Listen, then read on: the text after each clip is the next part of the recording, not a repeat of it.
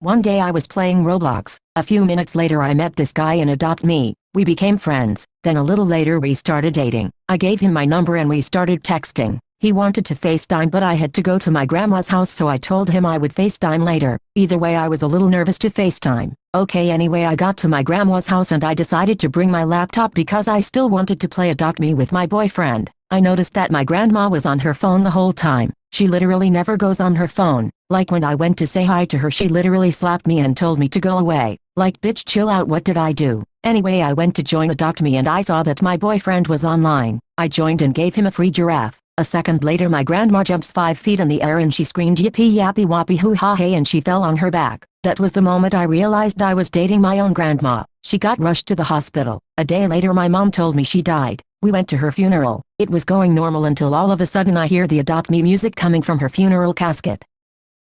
So y'all remember how PE teachers used to make you run the mile in elementary school? Well boy, do I have a fucking story for you. So I was out on the field running my second lap and my stomach started hurting because my fucking mom decided to buy McDonald's for breakfast. So I asked the teacher if I could go to the bathroom and that bitch ass Trump gorilla looking motherfucker said no, so I just kept running and prayed to Michael Jackson that it would go away. So I'm on my third lap and I have to fart. And on God I pulled an Essa Barrett. So much shit came out that I could literally make a 4-course meal with it. And a chocolate fountain for dessert. I was about to fucking cry. Obviously I wasn't gonna tell my teacher that I shit myself, so I just said I felt like I was gonna throw up. So I go to the clinic literally holding my hands on my ass so nobody would see my shit. When I get to the clinic the nurse tells me to sit down, but in my head I'm like, bitch, if I sit down your chair is gonna look like the chocolate river from Charlie and the Chocolate Factory. So I just lean on the wall until my mom comes to pick me up. When I stand up off the wall to go to the bathroom my shit is smeared on the wall and the nurse looks at it and she's like, what the fuck? Was that you? And I was like, ew, hell no, and I run to the bathroom and my whole ass had shit on it, and when my mom picked me up I started crying because she asked what smelled like dog shit and she thought she stepped in something and I had to tell her it was my ass.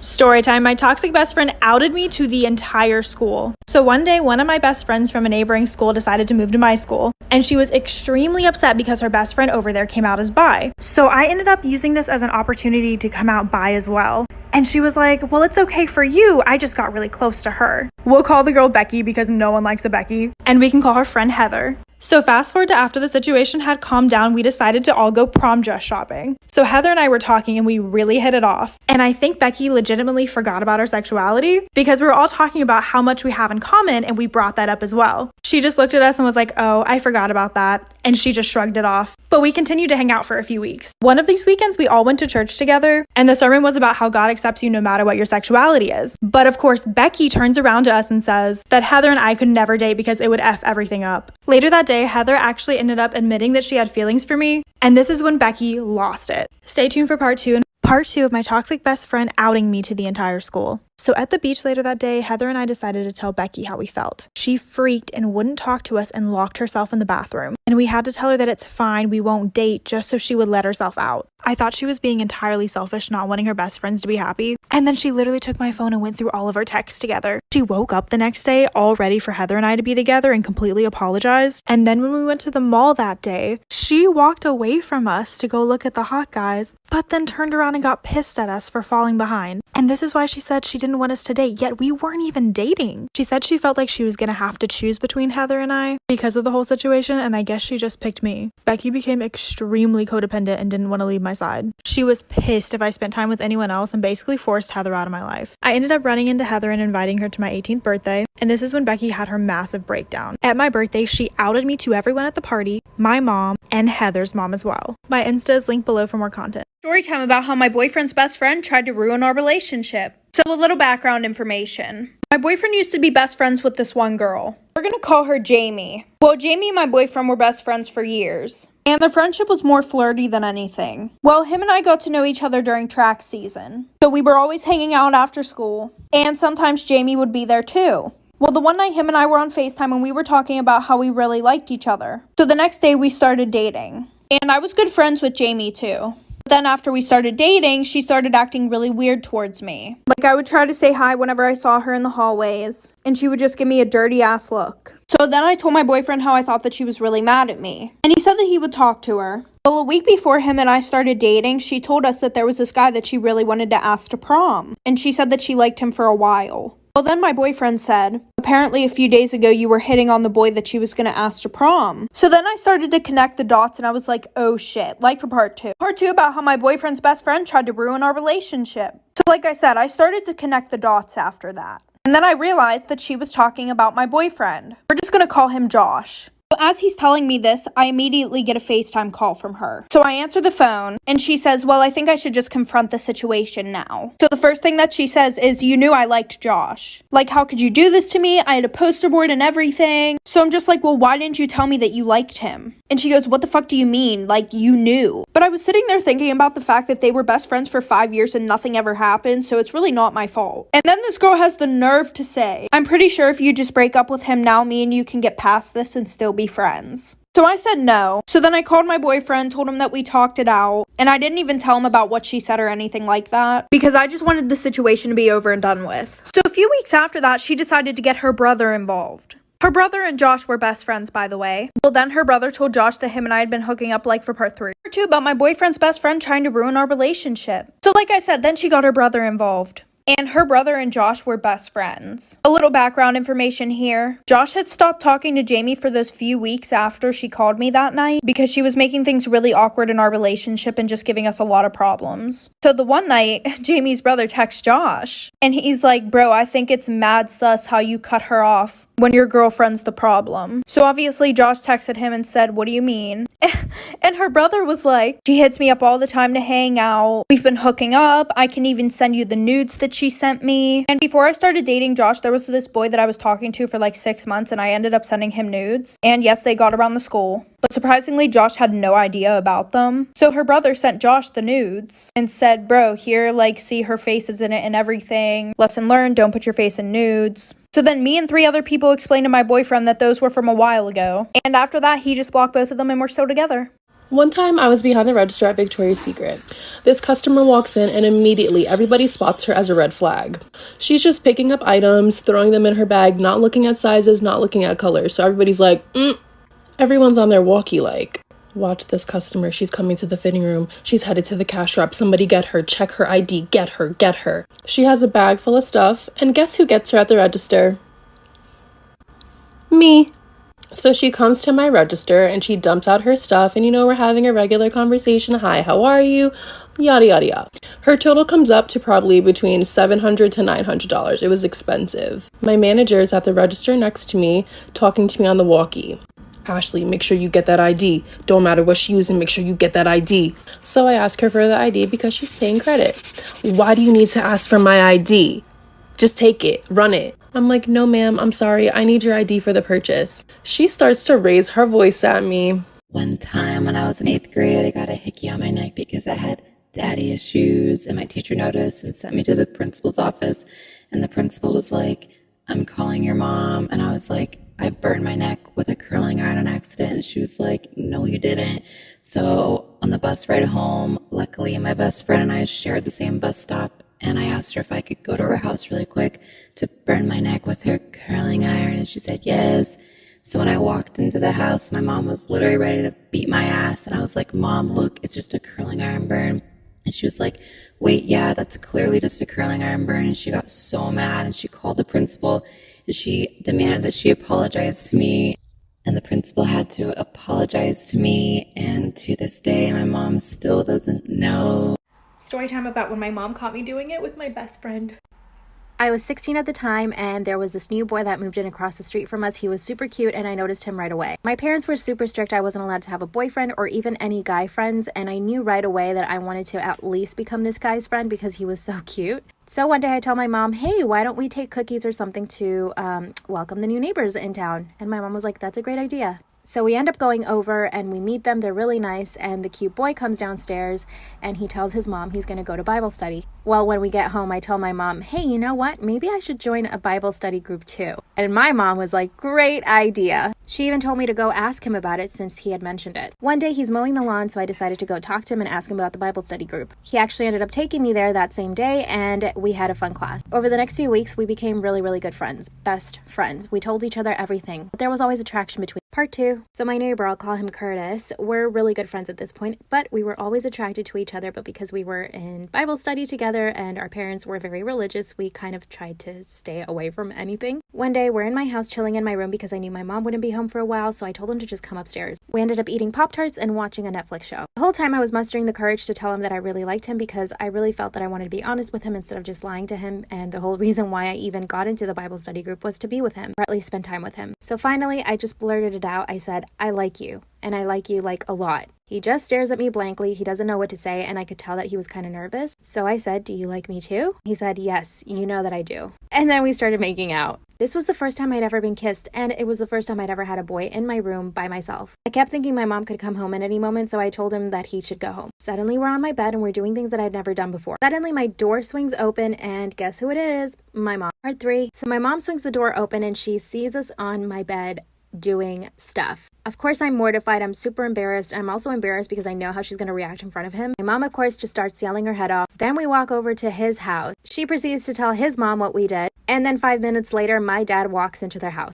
I was really afraid of my dad. So now we're in their kitchen, and his parents and my parents are just staring us down and telling us that what we did was completely wrong. Then my dad starts saying that we need to get married. I can tell Curtis is freaking out. Of course, I'm freaking out too. His parents actually agree that we should get married. Thankfully, my mom was completely against it, and she said absolutely not, they're too young. I literally felt like I was dying. I was obviously grounded for months, couldn't go anywhere, I couldn't do anything, and I obviously didn't speak to Curtis again. Then my mom tells me that Curtis and his family actually moved away. My heart was completely broken. A few years later in college, I contacted him through Facebook. We met up, and we've been together ever since. I knew that our connection back then was super strong, and it is now. Story time about my shitty ass ex-boyfriend. So a little background information. My ex and I have been dating for about 2 years. And throughout those 2 years, he was a dick. He would cheat on me, talk to other girls more than me, but of course I pretended that everything was perfect in my relationship. I would brag to all these people about how my relationship was so good, blah blah blah, and everything else. Because it's embarrassing whenever bitches can talk shit because your relationship is very toxic. Like, listen to this bullshit. The whole 2 years we were dating, I had over 10 girls DM me on Instagram saying that they screwed my boyfriend at his house. I never confronted him about it. I was just one of those girls that cared way too much about what everybody else thought. Okay, now fast forward. And it was a Friday at school, and Thanksgiving break was the following day. And him and I have this whole plan to spend the whole break together, because literally a week before that, he was on vacation in North Carolina for 2 whole weeks. Well, instead of going with him after school, I decided to go home, get an overnight bag like for part 2. Part 2 about my shitty ex-boyfriend. So like I said, the original plan was for us to go together to his house after school. But I was like, I'm going to be spending the whole week over there. I should probably pack some clothes and get a shower. So after school, he drove me to my house. And he said that his parents wanted to have dinner together, so he had to go back to his house. And he would pick me up later.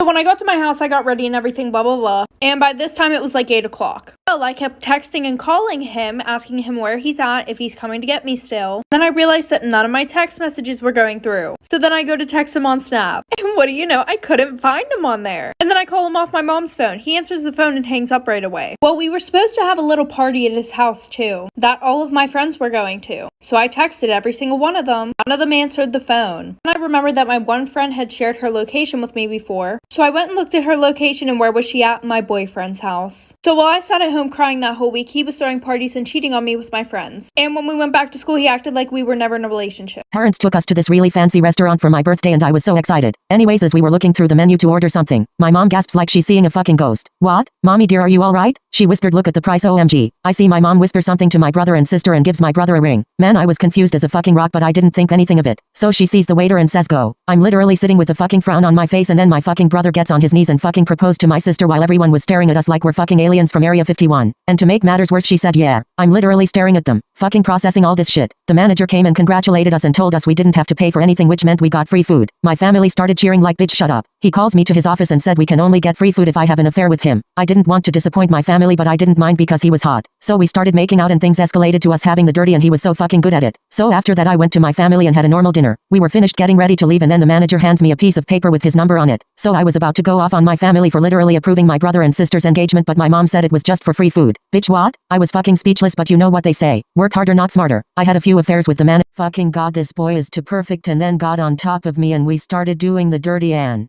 Then my younger brother who was 6 walked in and screamed and shouted, "Oh my God, they're killing each other." Then everyone ran in and saw him on top of me, and we quickly got up and just stared at them for a while. Then my dad said, "Let me get the dinner ready," and walked out very disturbed. Later that night we had a talk with both our parents, and now we have been dating for. So I get a lot of DMs and emails about people wanting to do collabs with me. And one day I get this email from someone's manager. She has 15,000 followers on Instagram. And basically what they were asking for was me to send them free product in exchange for promotion. But in addition, I would pay them about a week's worth of my wage for that promotion. Which, I don't know, really rubbed me the wrong way. So you want exclusive access because most of my products are out of stock. You want those products for free, and you want me to send them to you for free. And then on top of that, you want me to pay you an equivalent of what I make in a week for you to do this promotion. I don't know, I found it very This is why waking up late might just save your life. One day when I was in elementary school, my mom and I both overslept, which meant I wouldn't be ready in time to get on the bus. School started at 8, my bus pickup time was at 7, and it was already 6:40 or something. I was still in my PJs and hadn't even had breakfast yet. My mom decided that today we would just tell the bus driver to go on ahead and she would take me to school, which would give me plenty of time to get ready. It's 6:50, I'm in my PJs eating breakfast, and that's when we hear the bus pull up 10 minutes earlier than scheduled. My mom peeks her head out of the door into the foggy morning and waves the bus on. She closed the door and came back inside, but the bus didn't pull away. There's a knock at the door, and my mom opens it to find a man in a bus driver uniform. He explains he's a substitute bus driver because the regular driver called in sick, and that he's early because he wanted to get an early start on the route. My mom says she's taking me to school because we woke up late. He gets visibly upset and says he can wait a few minutes since he's already ahead of schedule. My mom says that we won't be ready in a few minutes and tells him to go on ahead. He seemed really angry about this, but turned around, got back on the bus, and left. But at 7 a.m., another bus pulls up to my house. My mom went out to talk to them and came back looking terrified. Tell me how your parents found out that you were sexually active. Not only is this story excruciatingly embarrassing, but it is so messy. But am I gonna share it for y'all's entertainment? Yes, I am, because I didn't go through that shit for nothing. I'm gonna get some views off of it. My parents found out not even one day after my first time. And my parents are extremely strict, painfully strict. So this shit was terrifying. How did I get here? I'll tell you. I'm on my phone texting my significant other about it because we would real talk about everything. Communication is key and shit. And the only reason they found out is because the fucking doorbell rang. My dad tells me to get the doorbell, but I see he's heading towards my room. I didn't want him to snoop through my phone again. I grabbed it off the charger and went to the door. He was so mad that I didn't drop everything I was doing and immediately sprint to the door. So he starts yelling at me to give him my phone. Then the severe anxiety takes over. Part 2 is already up. So like I said, the severe anxiety took over. I reached to get my phone from my pocket and immediately delete all my messages. And you know what happened? Do you want to know what happened? My bad! Because I fucking forgot I have the sweatiest hands on the face of the earth. And when I'm scared, guess what? They are even worse. My useless sweaty hands could not swipe the delete button in time. He snatches my phone, takes it to his room, and locks himself in there. And I'm here like, maybe he didn't see it. Maybe he didn't see it. My father did not speak to me for weeks. And here's what happened after that day. I wasn't allowed to stay after school. If I did stay after school, my dad told admin that I was not allowed to leave the library. Not even to use the bathroom. I had to use a faculty bathroom. No more school activities. I wasn't allowed to see my friends, although that was already a thing because they planned things last minute and I could never go. My parents need like days notice. And my phone was taken for 2.5 years. I have very little high school photos. He was so mad I had game. The biggest hater. This is the time I had a racist Uber driver. So for my birthday this year, we decided to go to Cheesecake Factory and walk around the mall after we drank. It was me, my boyfriend, and his 2 friends, who are also my friends. Obviously, we couldn't drive there if we were drinking, so we called an Uber driver. The first Uber driver was nice. He was cool. Then the Uber driver that picked us up from the Cheesecake Factory, different story. Right off the bat, he looked like a clown. He pulls up in what looks like a white 1998 Honda Odyssey minivan. If you're curious, just look up what that looks like on Google Images. And he had all these stickers on it. Taxi stickers, obviously the Uber sticker, Lyft sticker, Trump stickers. And when we get in the minivan, he's wearing a legit top hat. Like when you see a chauffeur wear a top hat in the movies, and a striped white and black outfit. He had an Alexa plugged into his car, and he put post-it notes up that say, in quotes, "Say Alexa play." So then my friend was like, "Hey Alexa, play Pop Smoke." I'm sorry, I really needed to give you this backstory, but like for part 2. Hello, ignore my voice, I know it's bad. I'm not the best. but it's a mini message for all of you who have stayed for the end. Thank you for, let me just show you, because I'm not going to say it. That word is, just no. Thank you for this much subscribers. You guys made my day. I know I'm not the best at making thumbnails, but then again, who cares? I hope you enjoy.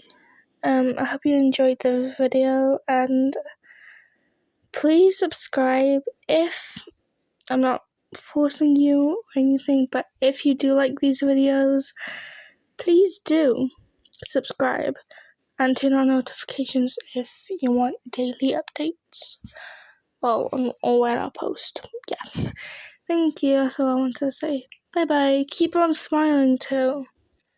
Do you know that if you smile, it makes you like at least 1% happier? Okay, enough of me. Bye. Have a good day.